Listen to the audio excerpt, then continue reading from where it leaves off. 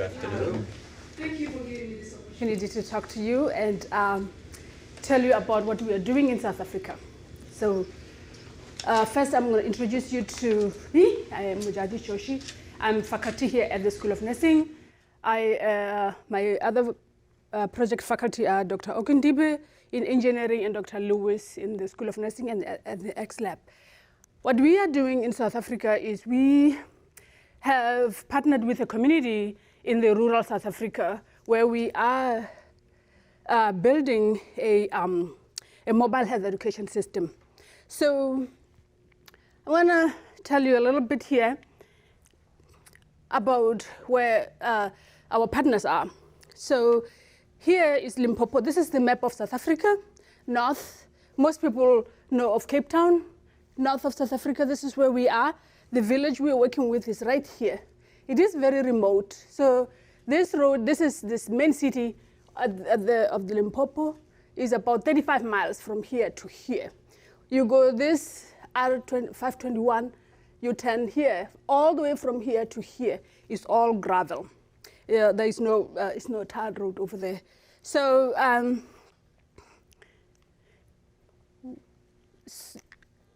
to give you a little bit about the geographical context of where our partners are is you go through the R521, you turn left. The minute you turn left to go to Maroe, this is the road you take to get there.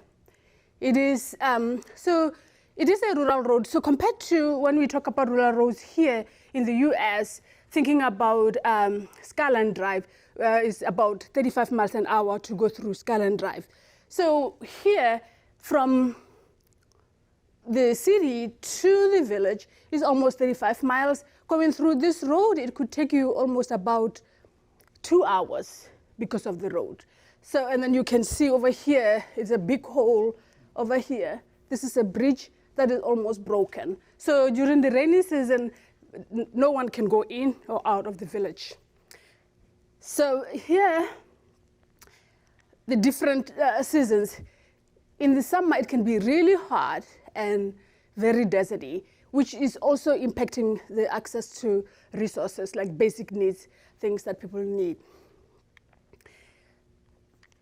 A little bit about who we are. I am a member of the community. When I'm saying we now, I'm shifting to talk about us as a community. So this group of people here, we call them Makurutama, is a group of elders that control whatever happens in the village. You can see myself here. You can see the chief, and this gentleman who's sitting over there is the chair of the youth league in the village. So in 2018, that's when I started working at JMU. I went to this group of elders and asked their permission to come and talk about them here in my job about, because as a community, we have been working for as long as I can remember on building our capacity, having our access to care and how we can to get there. So I wanted to see if I can involve my place of work and see how we can, that relationship can move us forward. My story is, I was born and raised in that village. I went to school in that village. My worldview is shaped by my experiences in that village. I have a close personal relationship to the impact of living the indigenous way of life and the Western way of life. What I'm talking about is, you look here, you cannot even see my mother. My mother is right here. She is 102 years old. She still lives the way of life of planting her own food and eating everything that she has planted.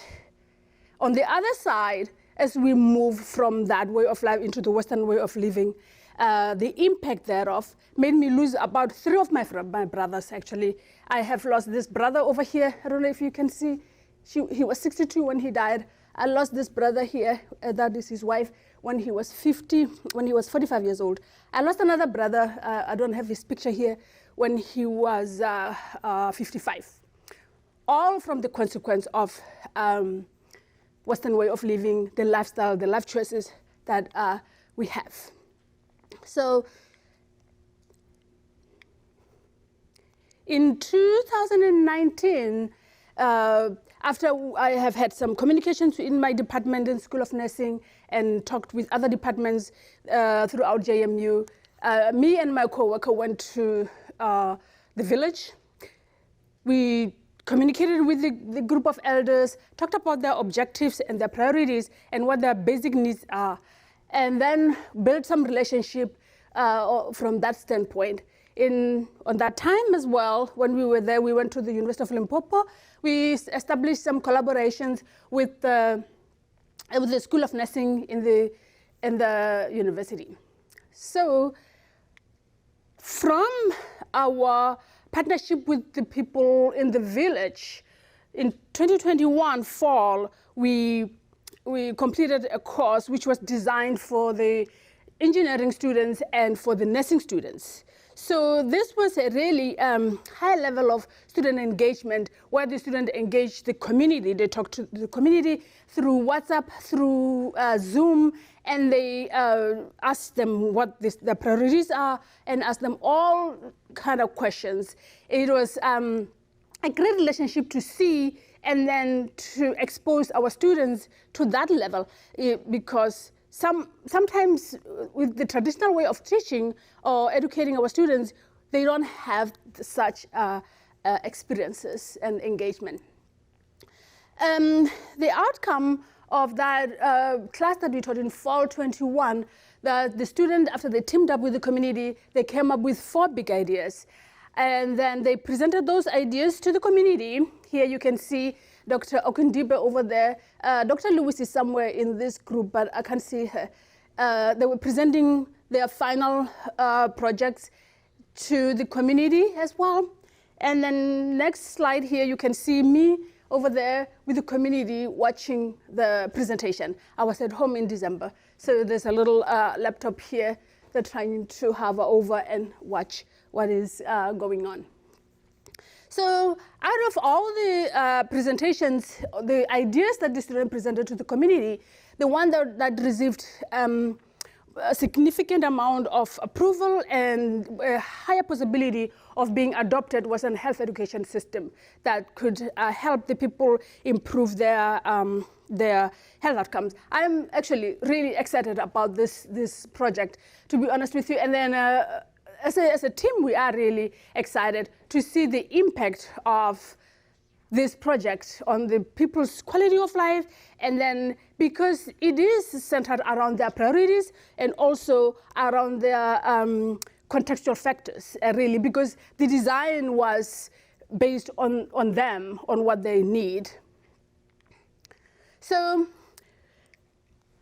we came up with this design for the people, and thinking that on top over here we will have some solar panels, and then over here we will have a cooking station or whatever station we can. This station could be taken off if we have a cooking station, or it could be something else. And then whatever is happening here could be transmitted over here with a big screen TV or over here, and then have some speakers here where someone is speaking. It could be transcribed to here with closed captioning. The closed captioning would be with the native language, because most of the people in the village, they don't speak English. They do speak native language. We call it Sepedi. So then we will have some translation that is CC'd over here.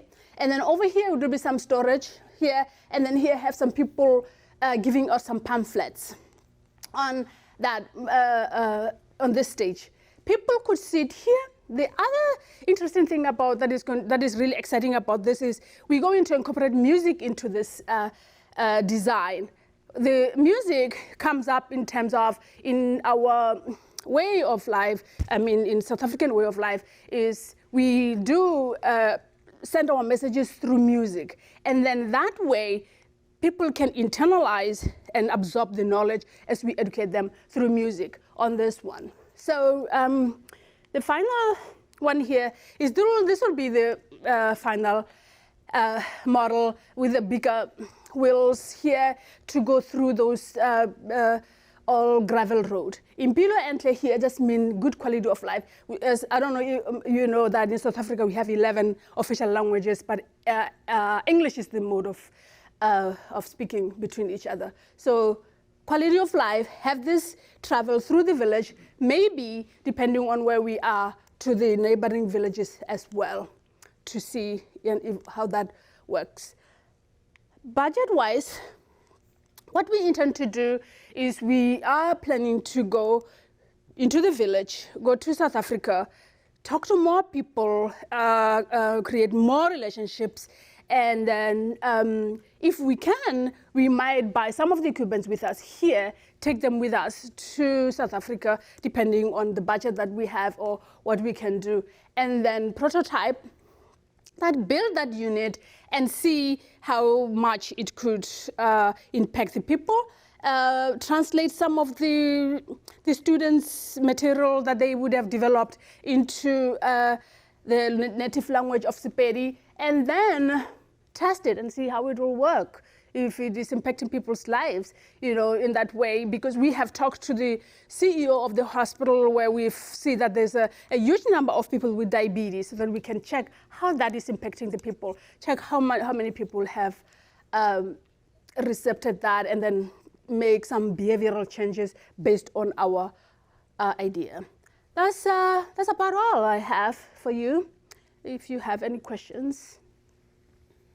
So we'll open the floor to questions.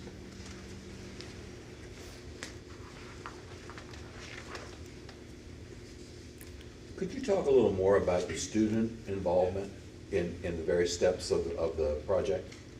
Okay, so from where we started with a group of students who the teams in the fall 21. So in that class we have 4 teams that developed, each group developed an idea based on what they communicated with the group. So the teams were assigned group members of the community members. So they talked to each other, they came up with an idea and said, this is the idea that we came up with. And then also, after they came up with this, 4 ideas didn't just come out right away. They came up with ideas, went back to the community, and the community said, no, that's not going to work for us. And then they came back and then talked about it, what can we do?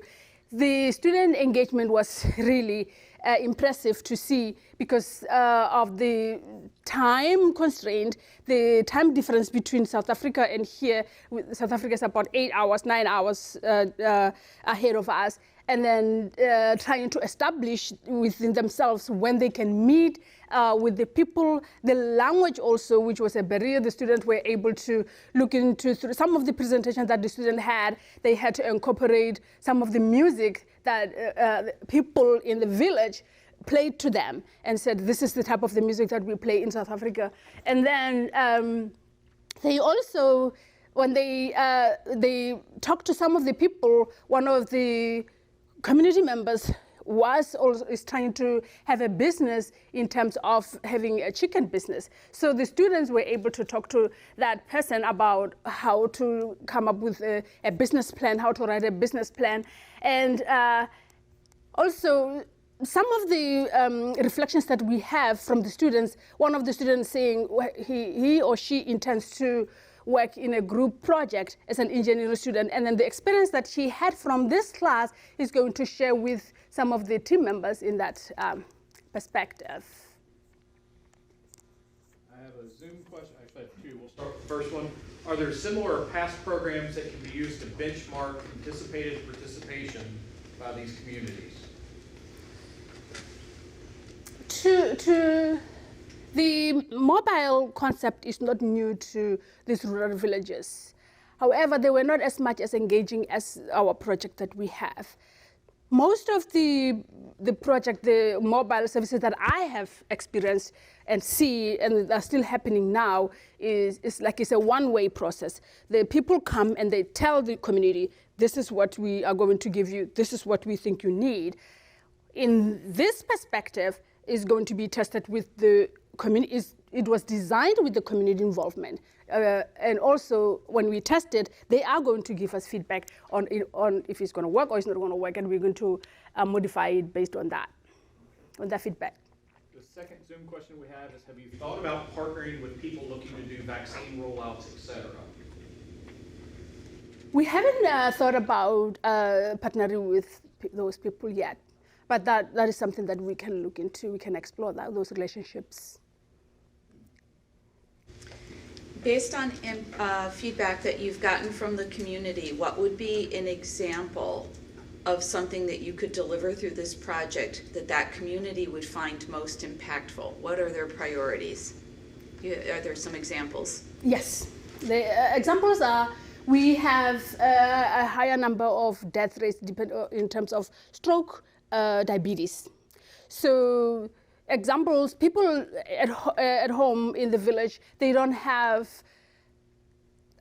for instance, our staple food is high in carbs. We have a lot of cornmeal and stuff like that. People are interested in saying, because we are not able to plant our own veggies, what is available for us to help us modify what we have, and then we can live a better life? Because they do see a lot of community members dying from diabetes. Some of them have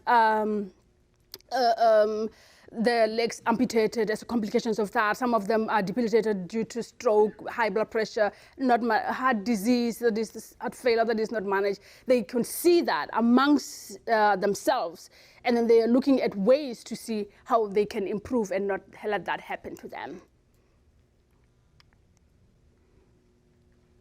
I think, first of all, admirable mission here. I think you've got the advantage of the community support, obviously with your own credibility. If you think about the project, what are your biggest concerns of barriers that may get in the way of the success? My biggest concern is the beliefs, the people's beliefs at home. They believe some people still believe in witchcraft. Some people might say, my leg is not healing because I've been bewitched. So to bridge that gap is going to be a challenge for me as a person as well. I think that is my biggest challenge.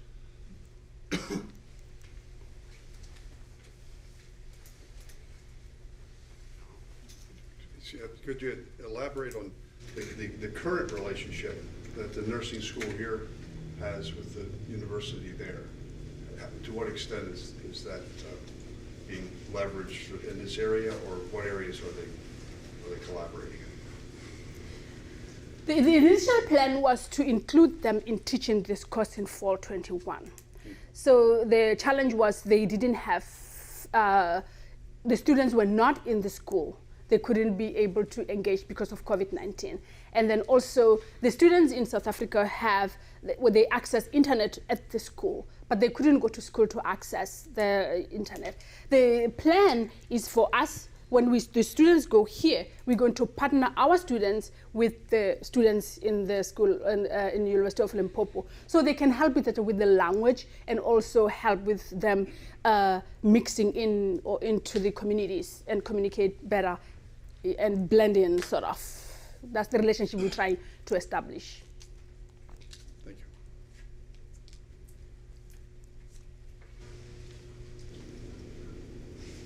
All right, well, thank you very much. Thank you.